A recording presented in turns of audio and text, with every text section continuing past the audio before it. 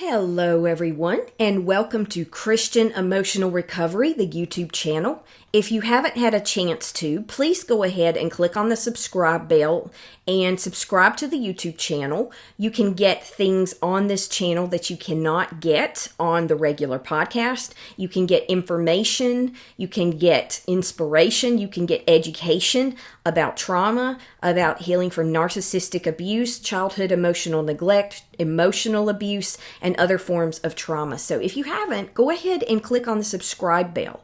Also, keep in mind that this channel, I'm Rachel Leroy, by the way, and this channel is a Christian informed channel, but everyone is welcome, and this channel does come from a Christian perspective, but it's in a general way where it uses science and uses proven techniques based on research to help you heal trauma. So keep that in mind. So this channel is useful for anyone. Everyone is welcome. If you haven't, also check out the show notes at the bottom where you can find a link to the website christianemotionalrecovery.com. You can find other resources and you can sign up for the email list, which I'm working on getting active soon.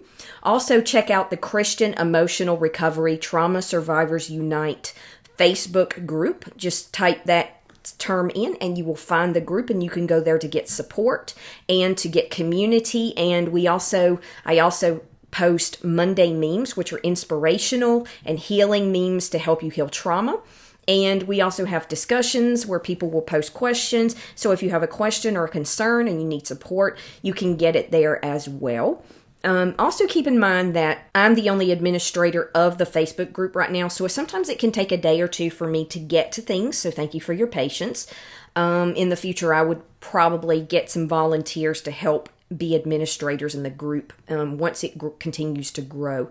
So go ahead and hit the subscribe bell. Thank you so much for following this channel. If you haven't, also check out the podcast. The Christian Emotional Recovery Podcast is growing every day. Thank you so much for your support. It means so much. So today's video is called Applying the Polyvagal Theory to Heal Trauma. Applying the polyvagal theory to heal trauma. And you may or may not have heard the term polyvagal theory before. And I am going to do another video that goes along with this one. While I wouldn't call them a series, they do go together. So if it's been a couple of weeks since this video has been released, keep in mind that the other video is coming after this one, so it might not have been released yet, but check back soon if it hasn't. And if this video has been released for at least a couple of weeks, there will be another video about the polyvagal nerve and how to use it to help you to heal. So if you haven't checked out that video, once you check out this one, check out that one, and that will take you further into this concept and how you can use the polyvagal nerve, the vagus nerve, to help you heal trauma. What has it got to do with trauma, and how does it help you heal it? And there are some specific techniques there that can help you heal. So first, I wanted to lay the foundation of what the polyvagal theory is and help you to understand how it informs trauma in your nervous system and how it can help you to heal trauma as well. Now, the polyvagal theory is somewhat tricky, somewhat complex, so please follow me here, bear with me. And so let's go ahead and jump right in. Now, for this video, a lot of times you'll see my pretty little face, and I like to, talk to you person to person, but there are also times where I think using visuals will be more helpful. And while I like for this channel to be more about inspiring you and educating you, I'm not here to do PowerPoint charts and stuff like that, even though I am a professor, and I have to admit I'm a bit of a nerd and I do enjoy PowerPoint charts and stuff.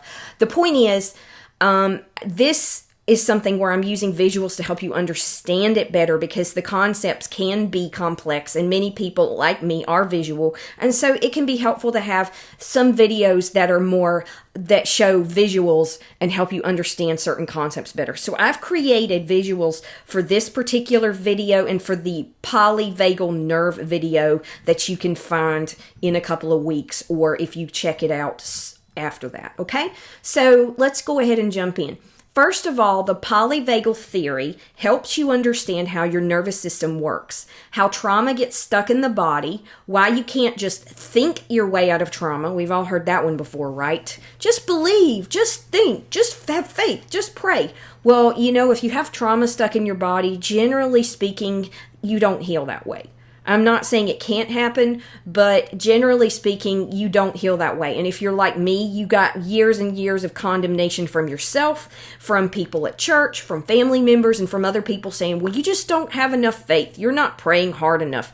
No, that's not what it is. Trauma doesn't work that way. And polyvagal theory will help you understand the science, bona fide science that has been proven irrefutably behind how trauma works and how the polyvagal theory is involved in that process. Now keep in mind, it's not just the polyvagal nerve and it's not just the polyvagal theory, but that is a large portion of how that trauma works in the nervous system. So you may be like, what do you mean? So let's go ahead and jump in and see.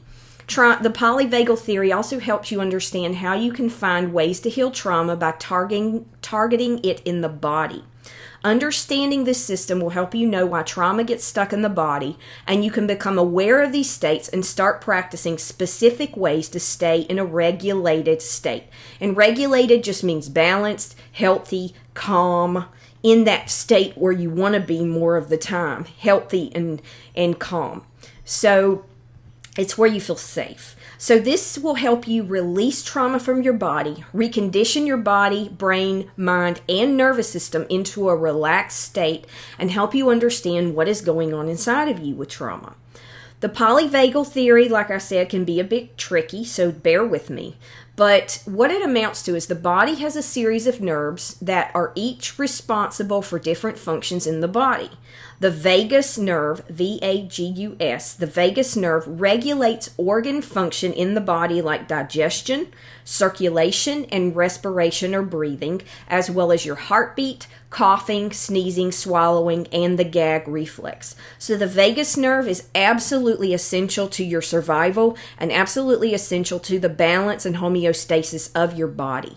And as you know by now, if you followed this channel, trauma is very much a physical response as well as a mental and spiritual response. So I wanted to read a section. I will put the articles I'm using in the show notes. I'm using 3 articles for this video, and one of them is called The Polyvagal Theory and Healing Complex PTSD by Arielle Schwartz, and she's one of the foremost authorities on polyvagal and trauma therapies, and she has a PhD and specializes in this area. There's another article called Polyvagal Theory, An Approach to Understanding Trauma at Psychology Today by Robert Mueller, PhD, and Polyvagal Theory and Hope in Healing from Childhood Trauma by Shirley Davis at the CPTSD Foundation. So those are the articles I'm going to be working with today. So first I'm going to go to the Shirley Davis article and read a little section here because it gives you a good overview of what polyvagal theory is, and then I'm going to show you a visual of how polyvagal theory works. How is it relevant to me, you're probably asking. How does this work in my nervous system? How can I use this information to help me heal? All relevant questions, and we're going to answer those questions.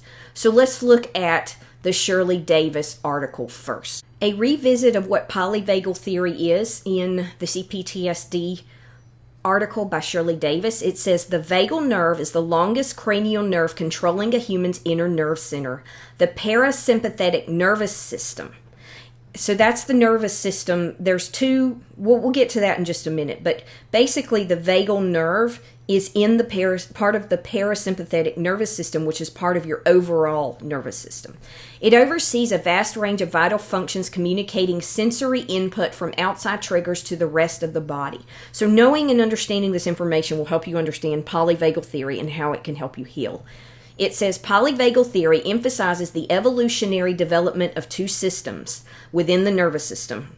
The parasympathetic nervous system, which ultimately is connected to the vagal nerve, and the sympathetic nervous system.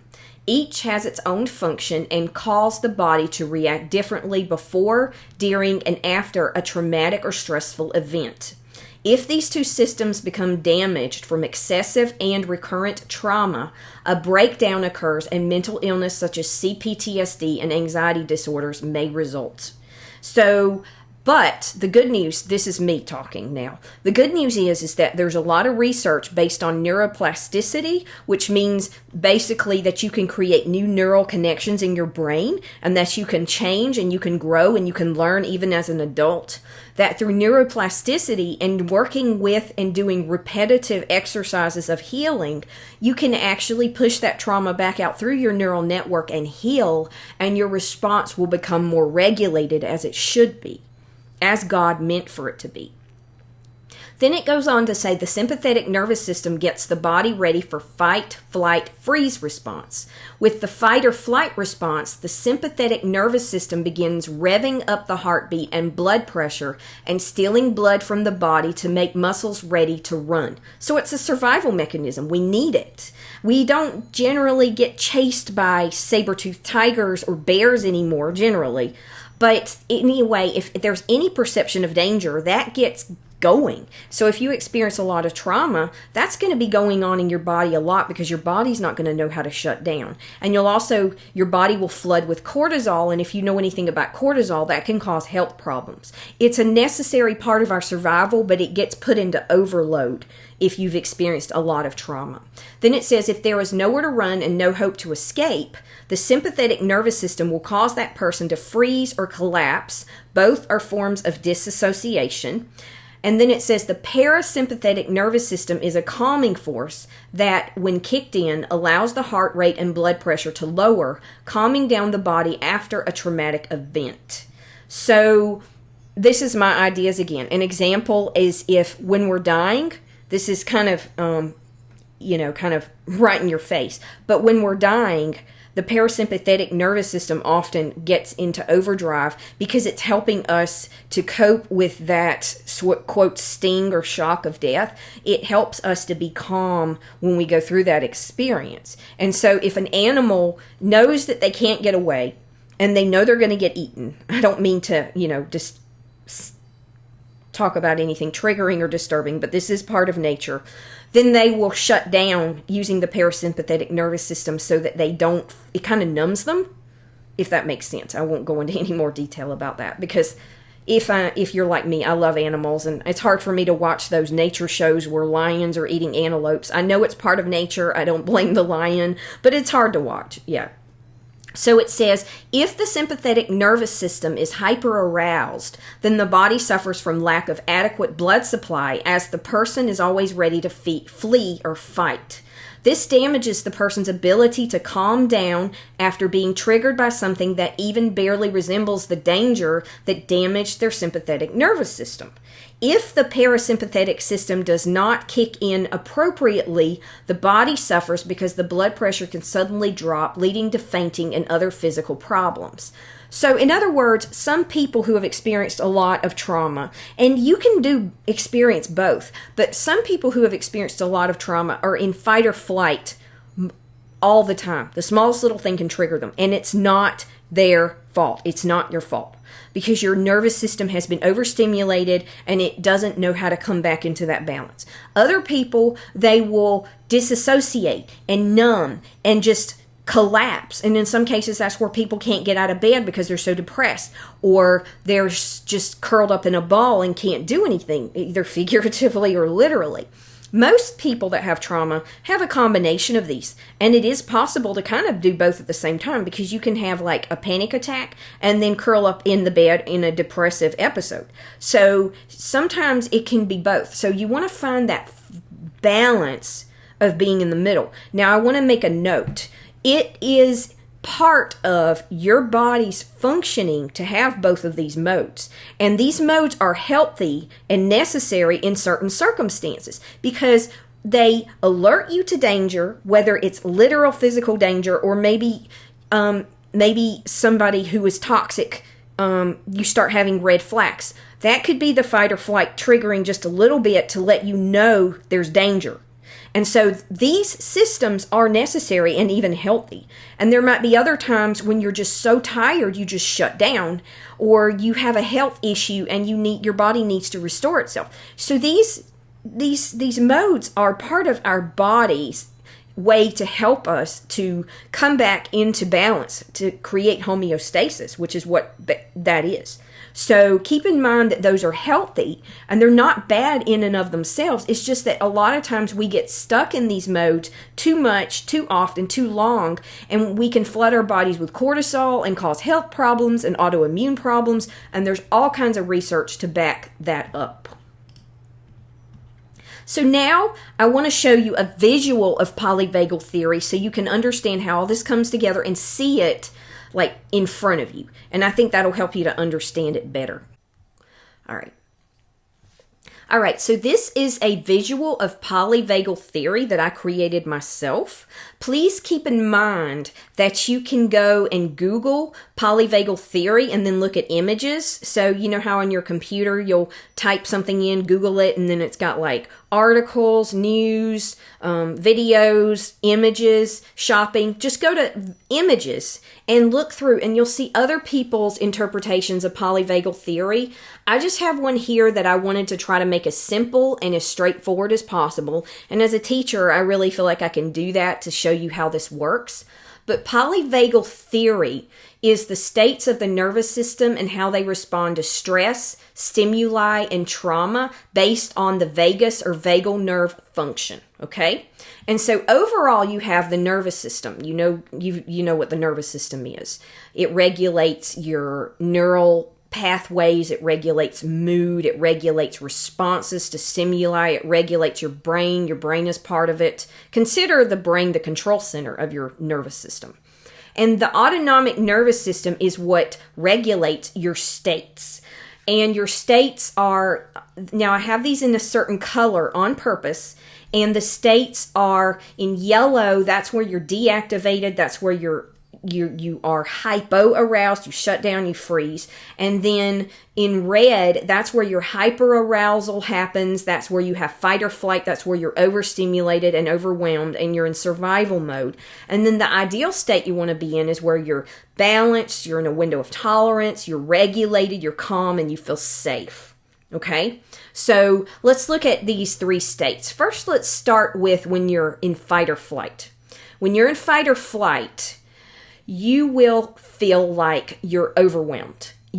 That's called hyperarousal in terms of your nervous system. So if you experience trauma again and again and again, and you get in this state over and over and over again, you can find that you have trouble coming out of it. And that can cause all kinds of health problems, and then you will react to things in a way that isn't healthy and isn't balanced for that situation. And that is not your fault. If you've experienced chronic trauma, or maybe just one really overwhelming extreme traumatic event, it's totally normal to be in this state and not know how to get out of it. So that's what we're going to talk about, is how do we get back into regulation and what can we do about that. So this video, in combination with the one on the vagus nerve itself, will help you to do that.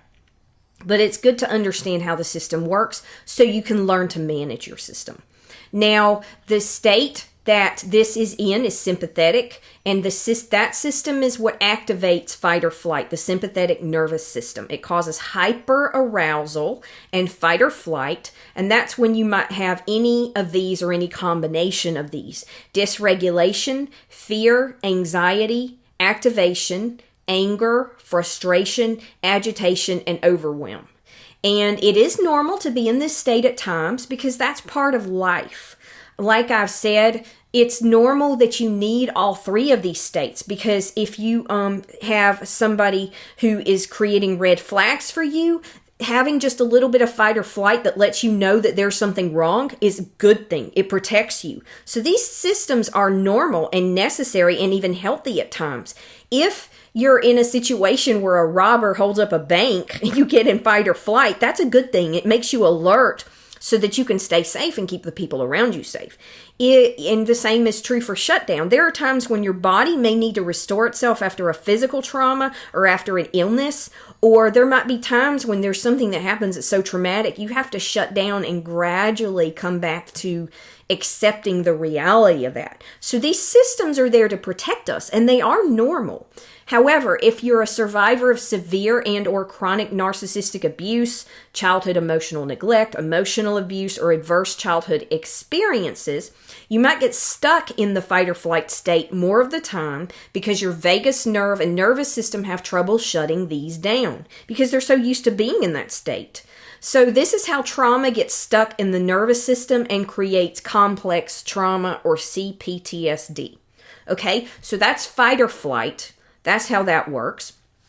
I'll try to put it on the screen where you can see the whole thing. Now, the other one, the opposite extreme, which is also necessary, and there are times it's healthy to be in that state, like when you're really exhausted and you just need to shut down and rest, or you're recovering from an illness or a surgery. The state is dorsal vagal. And when you shut down or freeze and you have hypoarousal, the parasympathetic nervous system is the part of your body and your nervous system that is activated and that is being used at that time. And keep in mind, the vagus nerve is is contributing to all of this at this time. That's why it's called polyvagal theory. So you shut down or freeze, and in those states you may be any combination of these things: tired, exhausted, numb, depressed, hopeless, helpless, shame, trapped, immobile, disassociated, denial, and disconnected. Now, all of these states are not healthy, but there are times where they may be a coping mechanism that temporarily is healthy, if that makes sense. For example, if somebody you love dies, grief is a totally normal experience. It's part of something you need to go through in order to grieve for that person. And so being in dorsal vagal is completely normal, completely part of life, and completely understandable.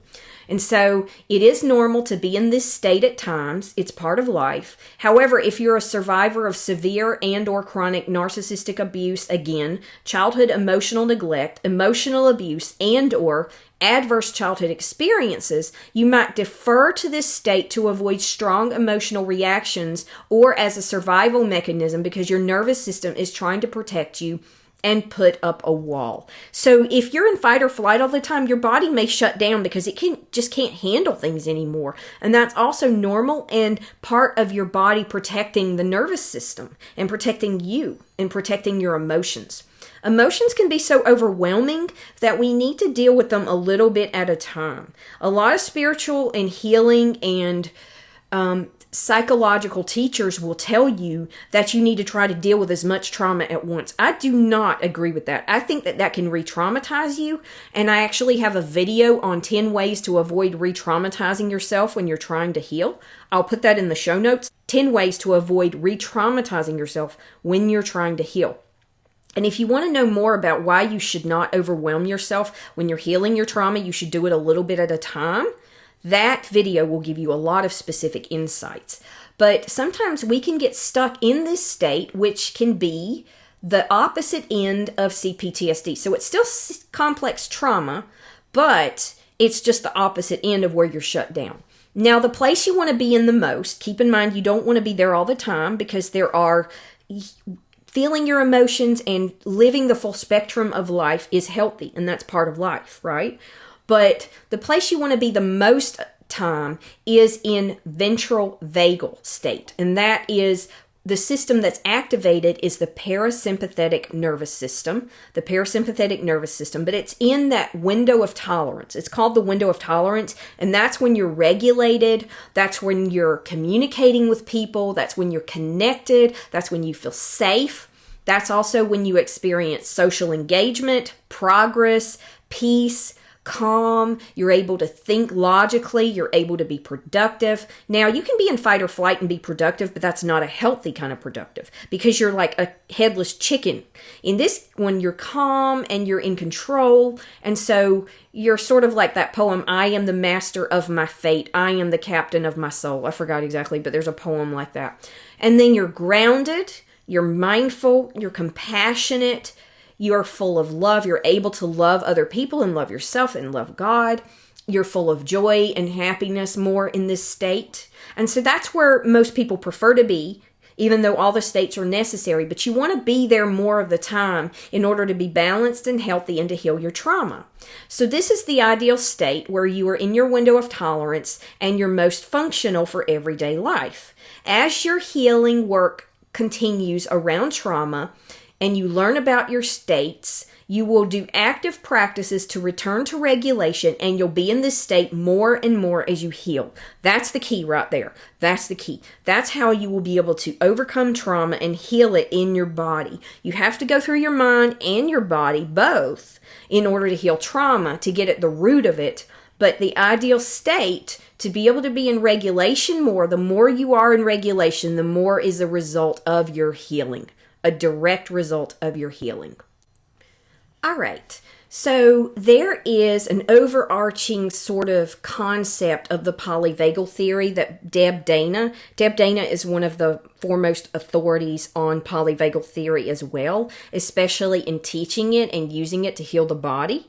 And she created sort of an idea map or a framework for polyvagal theory, just so you can understand it better overall and see how it all comes together. So bear with me. Like I said, I'm not trying to do a lecture like you're in a college class, but I think understanding how this works in your body and how it all comes together will help you to be able to understand how to regulate your own nervous system better. So the polyvagal theory overall, we already talked about the hierarchy of the polyvagal theory, but she includes 3 parts that are the organizing principles of polyvagal theory. And the 3 organizing principles are hierarchy, neuroception, and co-regulation. Now, hierarchy, we just talked about, and that's the 3 nervous system states from the autonomic nervous system. You have the sympathetic state, which is when you are deactivated. You have the sympathetic state, which is when you are in fight or flight. You have the dorsal vagal, which is when you are deactivated. And you have the ventral vagal, which is the ideal state you want to be in for regulation and calmness. Okay, that's the sign that you're healing. Those are the 3 nervous system states. And that's the hierarchy. She didn't come up with the hierarchy, I don't think. But she just took that and connected it to this larger concept map. Now, there's something called neuroception, and that is when your nervous system scans the environment for safety and danger. And neuroception is what puts you in one of these 3 states and decides which state do I need to be in to help me to be safe and to do what I need to do to survive, okay? So the nervous system scans the environment for safety and danger. Oops, I put that twice. That's okay. And then pays attention to what is going on inside the body, in the environment, and in interacting with others. Okay, so first it scans the environment, but that's the inside of your inside, and that's the part of the environment, and then the outside, the surrounding things around you, and then how do those 2 relate? That's how neuroception works. It pays attention to all those things, including what other people are doing, and then decides what state you need to go into, so your body starts feeling with endorphins. If you need to calm down, your body starts feeling with cortisol if you need to go into fight or flight, and then your body reacts with the heartbeat and the circulation and the breathing and all those things that need to put you in that state so you can do what you need to do to survive, whether it's literal survival or stuff that's more like modern world type stuff. Now, co-regulation is the 3rd concept, co-regulation, and that connects here with interacting with others.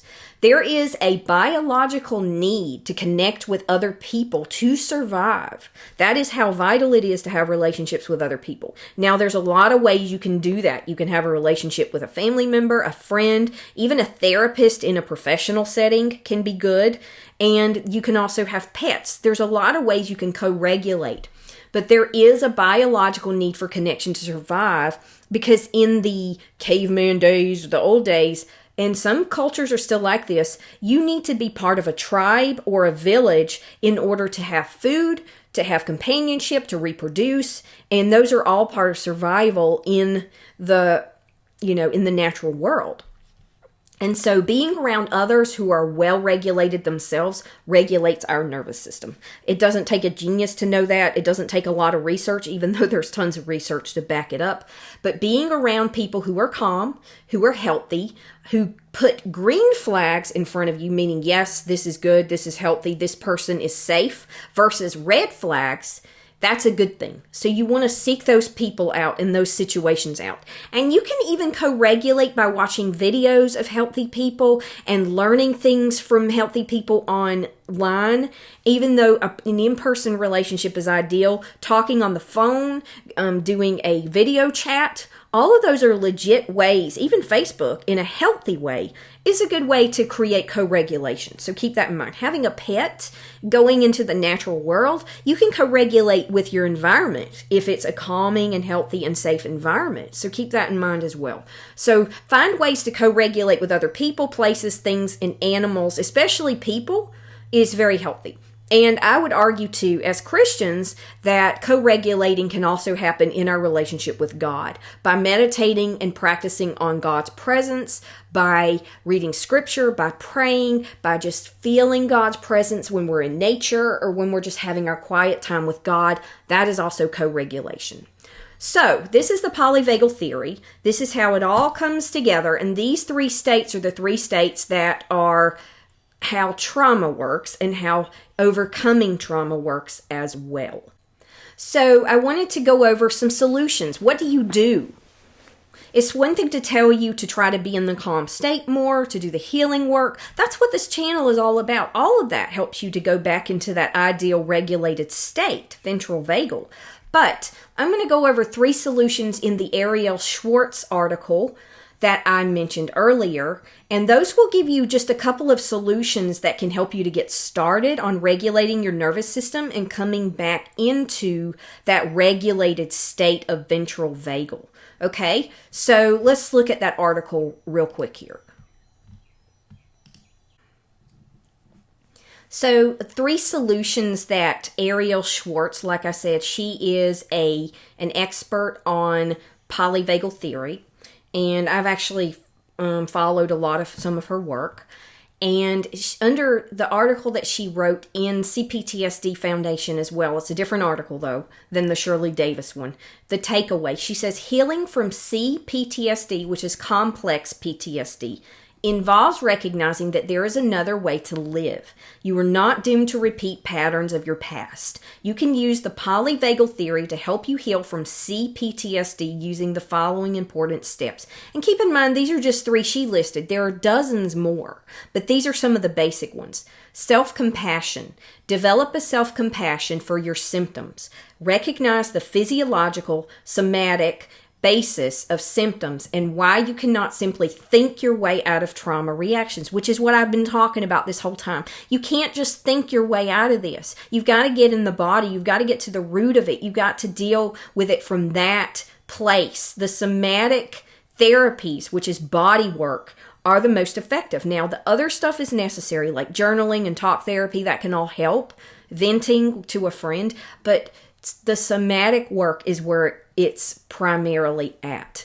Developing somatic or body awareness. Learn to mindfully track subtle changes in your body sensations and heart rate. One way to do that is through meditation. You slow down and you focus on your body. And it also helps you to get into a regulated state. Identify your own personal signs of stress. Know yourself. This will help you respond right away before the stress starts to feel overwhelming or out of control. We call this staying in the window of tolerance. So I said this in some other talks, but there is a point of power that is between the stimulus and your reaction.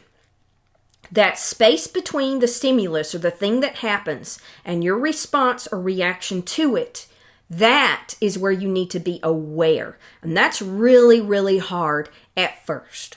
The more you meditate, the more you practice body awareness, the more you do somatic work, the more you'll be able to do this. Okay?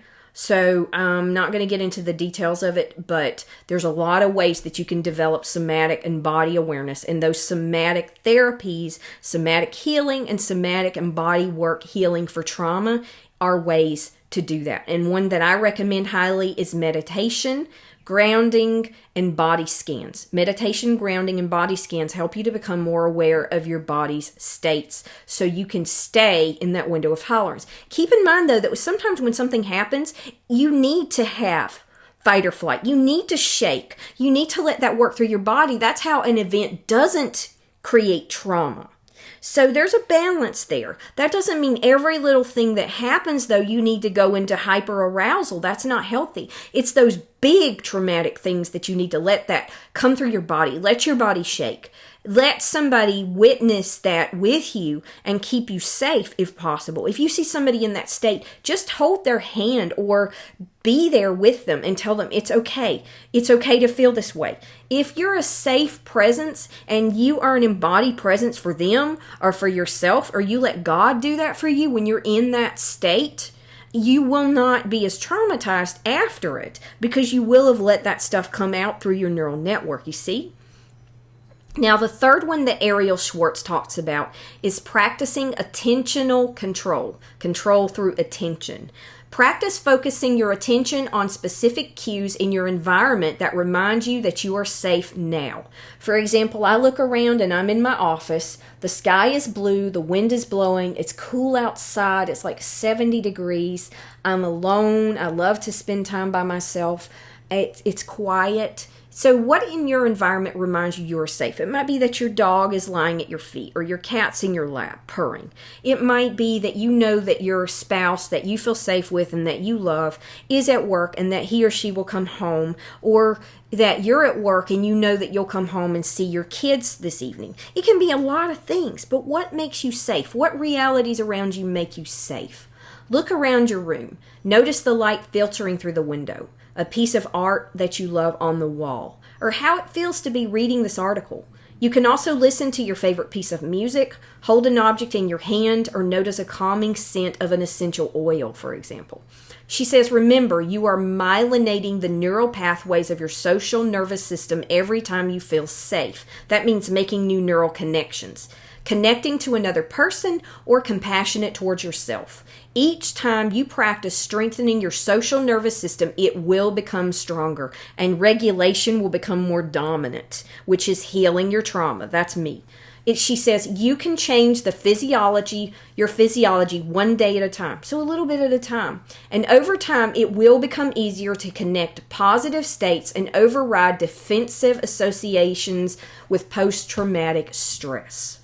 Okay, so those are some techniques that will help you. Now, if you want to, and like I said, if it's been at least 2 weeks since this video came out, I want you to go now and look for the video called Vagus Nerve Stimulation for Trauma Recovery, because that will take you further into regulating yourself and how to use the vagus nerve to do specific exercises that can help you come into regulation more and more and more and heal your trauma through those somatic practices. Okay? So if you haven't, go check out the video in YouTube called Vagus Nerve Stimulation for Trauma Recovery on this channel. Okay? So that is the gist of applying the polyvagal theory to heal trauma. And we have gone over what polyvagal theory is, the 3 states, and why you want to be in the regulated state more, how the overall system works in terms of neuroception, the hierarchy of the 3 states, and in co-regulating. And we've also talked about some solutions to help you to start to regulate and co-regulate more, and how somatic body work can help you heal. So thank you so much for following me. I know this isn't necessarily the simplest concept, but I hope that it's helped you to learn about the polyvagal theory and how the polyvagal theory and the vagus nerve can help you heal, help you regulate your nervous system, help you to heal trauma, help you to come back into that regulated state that God intended you to have. This is all based on solid science. Thank you so much for following me. Please, if you haven't, go click the subscribe bell for this channel, Christian Emotional Recovery. Check out the YouTube channel. Check out the podcast, Christian Emotional Recovery, and check out the Facebook group. Thank you so much. Remember, you are fearfully and wonderfully made. God loves you, and God bless you.